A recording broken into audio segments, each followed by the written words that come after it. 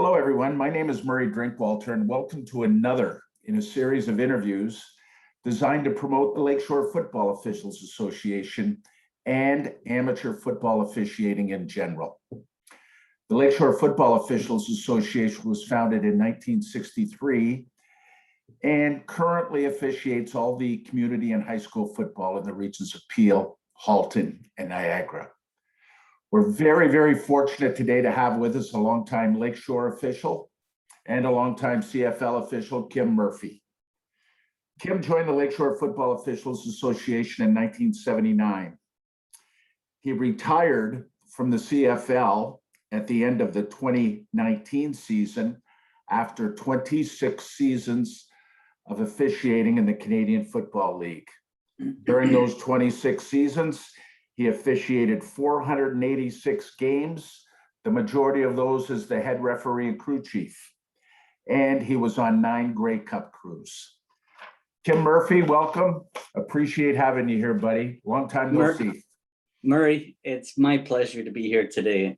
And I'm very thankful to be able to help you and the Lakeshore Football Officials Association in their recruiting drive. Okay, first of all, Kim, when, how, and why did you get involved with football officiating with Lakeshore? Well, it's kind of a funny story. And, you know, you look back on your life and you say, if I wasn't there at that moment, what would have actually happened? Would have actually got involved with football officiating? You see, I played football as a little guy and I was very little. So it was only really for a couple seasons of amateur football. And one day I was just standing on the sideline at Grimsby High School, because I'm from Grimsby, and I was going to watch a little tight game. And they were warming up on the field, and this football official comes over and approaches me on the sideline and says, "Listen, can you help me out?" I go, "You want me to help you out? What do you want me to do?" He says, "Well, I'm the only official on the field today, and these little guys here are going to have a game." And I was only 17 years old. This is 1978, in the fall of 1978. And he says, if I could give you a flag and a whistle, can you come onto the football field? I got a football jacket on and jeans. And he says, "Can you help me out with a whistle and a flag and just kind of call the offsides and procedures, and we'll be able to officiate this game?" Well, Murray, he gave me a whistle and a flag, and I stepped onto the football field, and the game started. And it was just like, this is amazing. Like, I don't have to take a hit. You know what I mean? I don't have to hold the football. I don't have to ring my bell, get my bell rang. So this was like magic. And the official's name that was on the field was Bob Boychuk. He was from the Hamilton Association.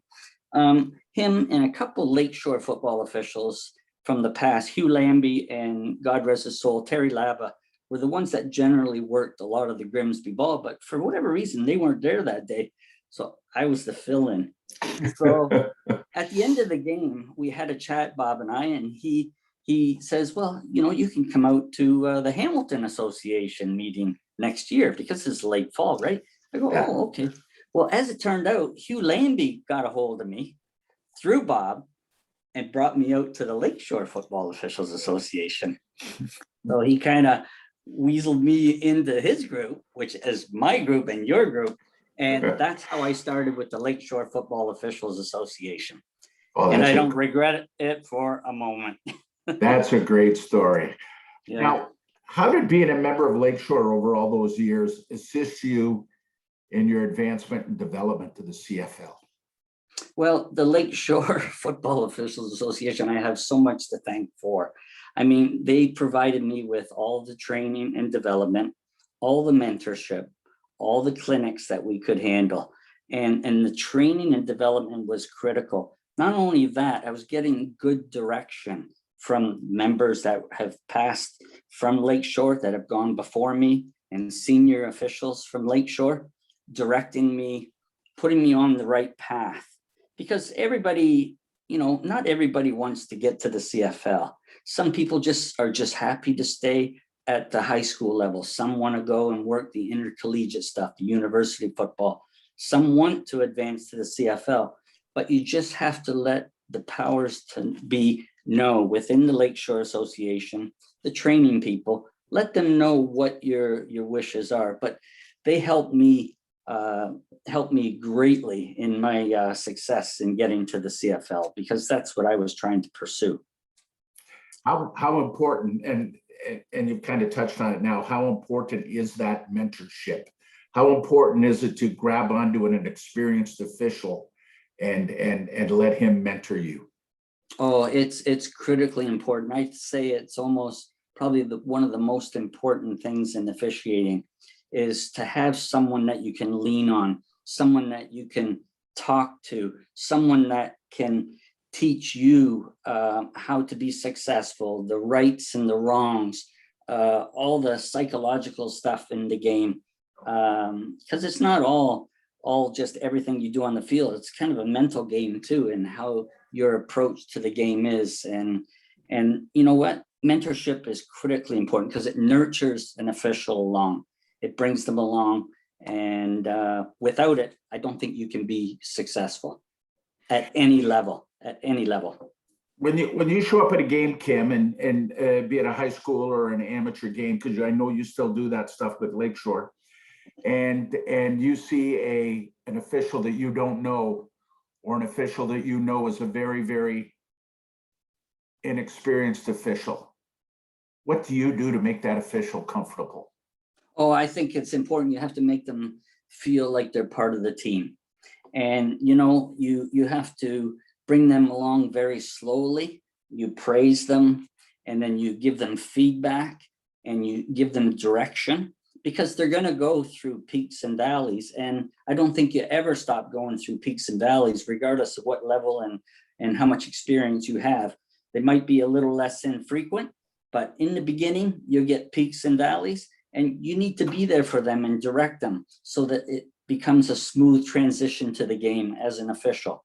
So instructing them on the field, on the fly sometimes is necessary, and taking them aside after a game and having a brief discussion to kind of give them a little roundup on their performance on that particular day and how you can make them a better official.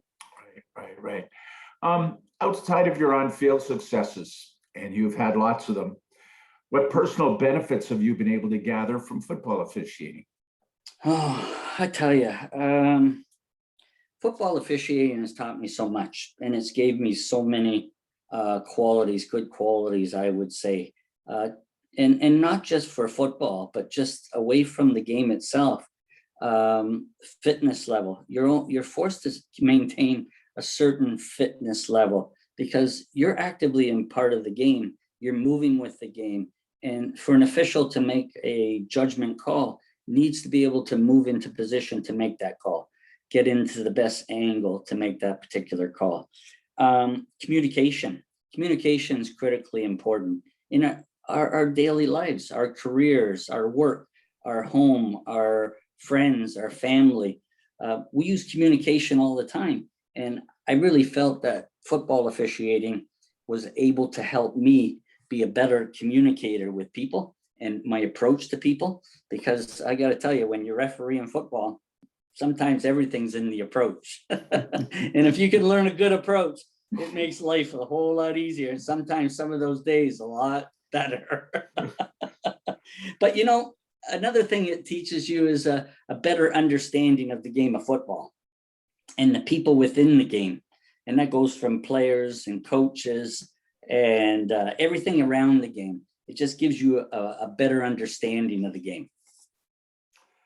If you can, and I'm sure you can, but remember, this is a family interview. Do you have a comical anecdote that you can share about your interactions with a player or coach, or a funny thing that happened during a game?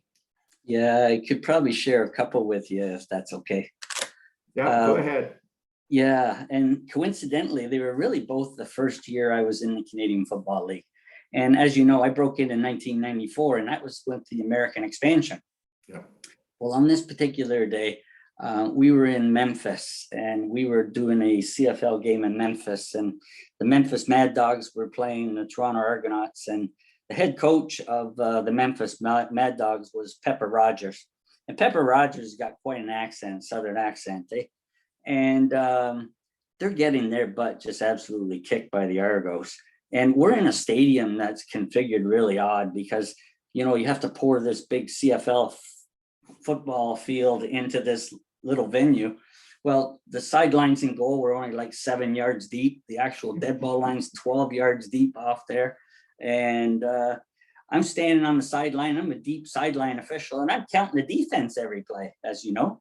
And 2 plays in a row, Pepper Rogers' team, the Mad Dogs, has got 11 players on the field. And as you know, in American football, they have 11 players on the field. Well, I thought, you know, I'm this new kid on the block. I'm going to wander over to Coach Rogers. I'm going to make his day. I'm going to tell him that, hey, Coach, you know, you got only 11 players on the field. I couldn't make a worse mistake. Number one, he's in a really bad mood because he's getting his butt kicked. And I go over and I tell him he's playing with 11 players on the field. Wow, what a big mistake. He laid into me. He went up one side, down the other, told me to not coach his team, tell him not to tell him how to coach his team. And he threw out a few choice words that I wouldn't want to say, but yeah, it was one of those moments where you just kind of walk back with your tail between your legs and you go, I think I'll just leave that alone from now on.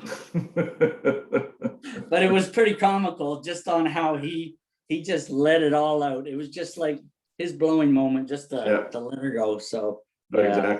Exactly. Yeah. And so he's a legendary coach down there too. Yes. And again, God rest his soul. He passed away here about a year or so ago. I remember reading that. Yeah. And there was one more, Murray, that was kind of comical and not comical because I kind of feared for my life at the end of it. But we're down in Sacramento, California again. And coincidentally, this is the first All-American Canadian Football League game ever played in regular season. Las Vegas Posse against the Sacramento Gold Miners.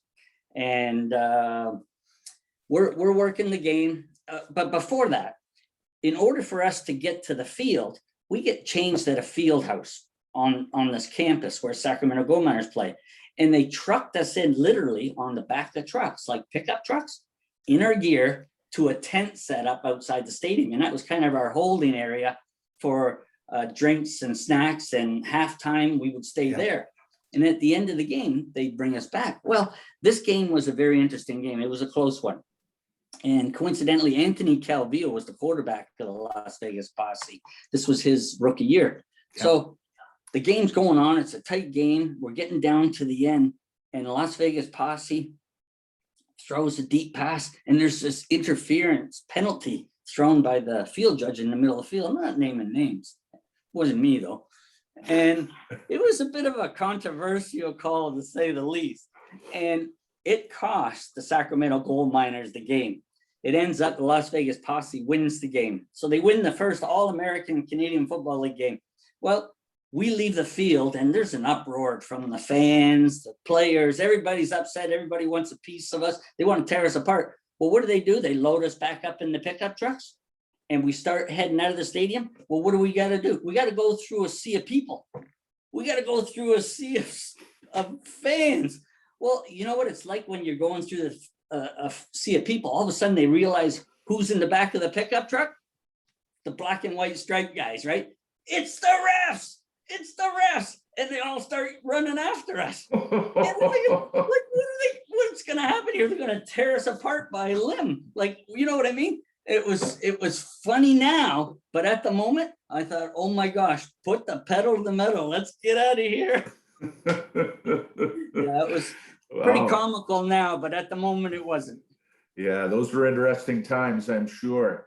Mm-hmm. Kim, what's your career highlight? Career highlight. Well, for me, that's a bit of a simple one because, you know, we talked about mentorship and we talked about people helping us along the way and looking up to individuals who kind of blazed a path for us to go through. It would probably be the 2008 Grey Cup game.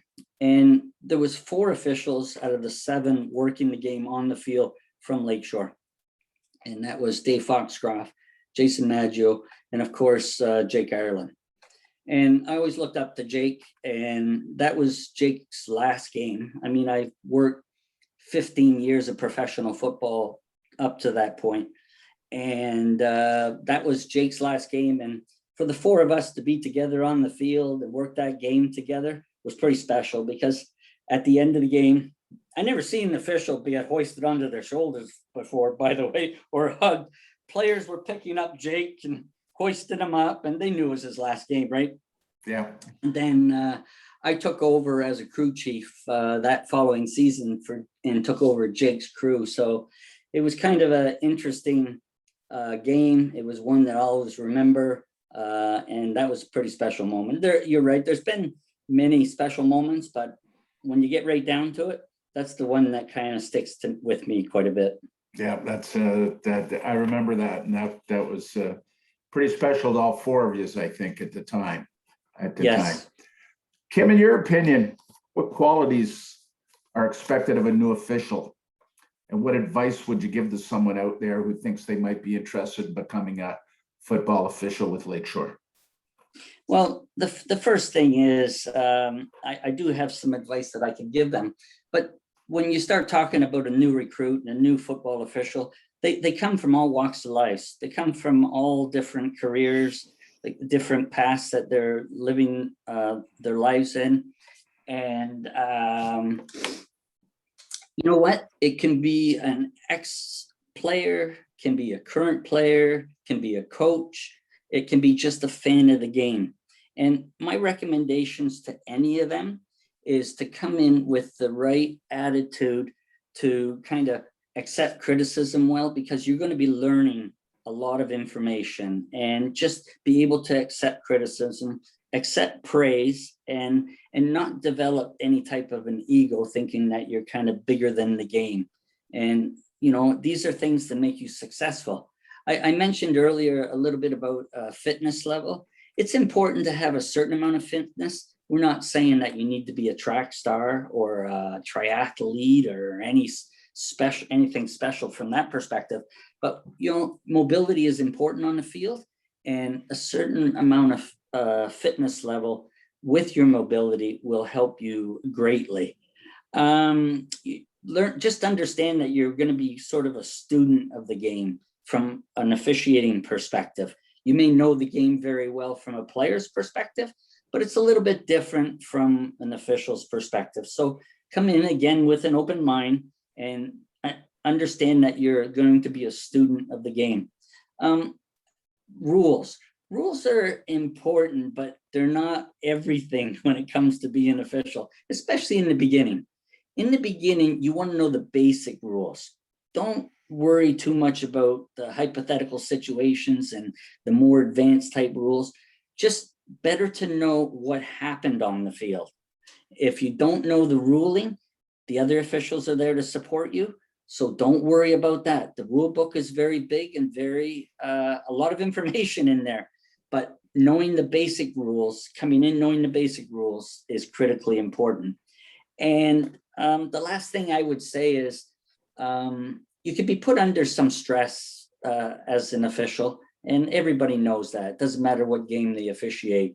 So you got to come in again with the right mindset, that you've got composure, kind of show composure the best you can. I know you're new to the game, but having composure is really important in stressful situations. And that's something that will come in time too. And you'll have an opportunity to learn on how to do that through some of the more experienced officials that you're going to work with. But know one thing, when you're a new official, everybody in the world knows it.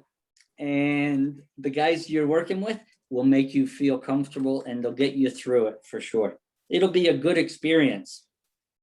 That's really, really good advice. Thanks for that. Kim, thank you so much for this today. I really appreciate you taking the time out of your retirement to do this today. Thanks very much. Thank you. Okay. Murray, my pleasure. Okay, listen, for those of you that may be interested in joining the Lakeshore Football Officials Association, check out our website at www.lfoa.ca. There you'll find some more information, and you'll also find the links to our social media platforms. In the interim, Stay tuned to more information on those social media platforms and prepare yourself to get off the sidelines and into the action. Be a ref and say yes to officiating.